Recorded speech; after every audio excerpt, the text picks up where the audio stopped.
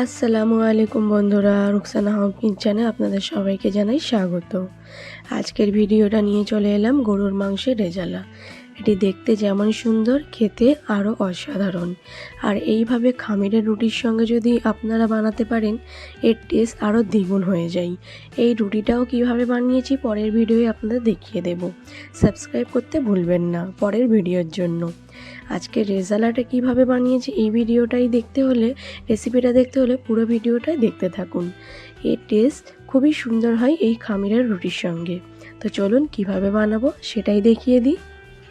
আমি নিয়েছি 500 গ্রাম মাংস। আমি মাংসর টুকরো আর হাড় মিক্স করে নিয়েছি।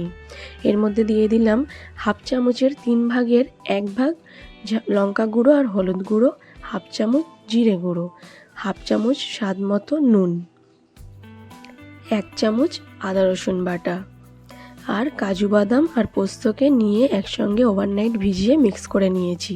10টা কাজু বাদাম আর 1.5 চামচ পোস্ত নিয়ে নিলাম। 50 গ্রাম টক দই ভালোভাবে মিক্স করে আধ ঘন্টা বা 15 মিনিট বা 1 ঘন্টাও ম্যারিনেট করার জন্য আপনারা রেখে দিতে পারেন। আমি রেখেছি আধ ঘন্টা। প্রেসার কুকারে এটা তৈরি করব। আমি অল্প কিছু তেল নিয়েছি। তেলের উপর মাংসগুলো দিয়ে আমি 5 মিনিট মতো কষে নেব।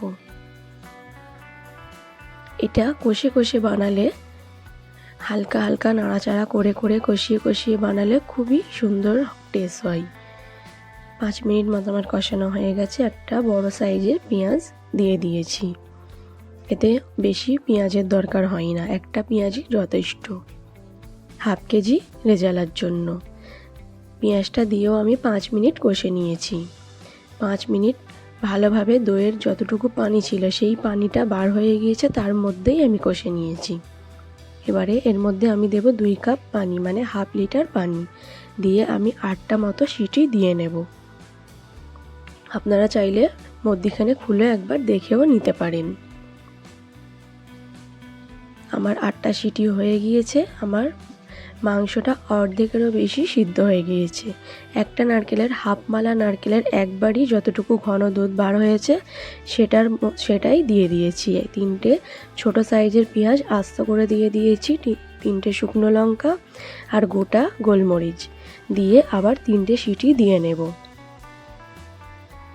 নুনটা এর মধ্যে চেখে নেবেন। একটু নুনটা কম ছিল, আমি একটু নুন দিয়েছি আবার।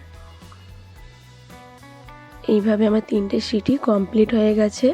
আমার রেজালাটা পারফেক্ট সিদ্ধ হয়ে গেছে। এবারে একটি অন্য জায়গার মধ্যে এটিকে ঢেলে নিয়ে আমি 5 মিনিট মতো ফুটিয়ে নেব। পেঁয়াজটা আমার পারফেক্টলি সিদ্ধ হয়েছে। দিয়ে দিলাম 1 চুটকি মতো চিনি। আপনারা চাইলে হাফ চামচ চিনি দিতে পারেন। এর টেস্টটা খুবই সুন্দর হয়। এটি দেখতে যেমন সুন্দর, খেতে অসাধারণ। একবার ট্রাই করবেন। আপনারা একবার ট্রাই করলে বারবার খেতে ইচ্ছে করবে। 5 মিনিট মতো ফুটিয়ে নিয়েছি। এবারে ডালাটা চাপা দিয়ে নামিয়ে নেব আর খামিরের নরম তুলোর মতো রুটির সঙ্গে সার্ভ করে নেব।